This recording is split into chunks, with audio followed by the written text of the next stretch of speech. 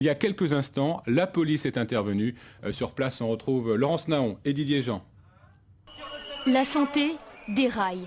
C'est avec ce slogan amer que certains infirmiers anesthésistes ont envahi les voies de la gare Montparnasse. Un ultime coup de force de la part d'une profession qui ne se sent ni écoutée ni reconnue. Alors à contre-cœur, ils ont délaissé leurs patients et sont venus de la France entière. Ils ne sont pas reconnus au diplôme qu'ils ont, c'est-à-dire Bac plus 5. Et Bachelot refuse toute négociation, c'est pas la première fois qu'ils essayent de négocier avec elle. Actuellement, un infirmier anesthésiste en fin de carrière est payé aux alentours de 2700 € maximum avec des astreintes. Et on considère qu'avec une grille indiciaire correcte, on devrait être payé aux alentours de 3700 €. Les infirmiers anesthésistes assistent notamment les médecins au bloc opératoire.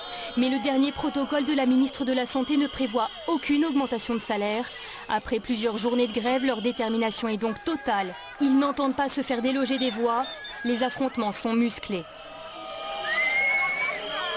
Ma collègue était assise sur des rails, des gardes mobiles ont essayé de la déloger, lui ont fait une clé de bras tout simplement. Je pense que c'est quelque chose qui se fait couramment, mais elle a déjà des soucis au bras, donc elle a fait un malaise vagal important, ce qui a nécessité l'appel des pompiers qu'on attend depuis à peu près 20 minutes maintenant. La SNCF a dû couper le courant des voies. Pendant plusieurs heures, aucun TGV au départ ou à l'arrivée de Montparnasse n'a pu circuler. Des milliers de voyageurs se sont donc retrouvés bloqués en gare. De son côté, le ministre de la Santé assure qu'un calendrier de réunion a été fixé. Début des rencontres dès le mois de juin. Voilà, je vous rappelle que les voies de la gare Montparnasse ont été évacuées par la police et que le trafic devrait reprendre normalement rapidement.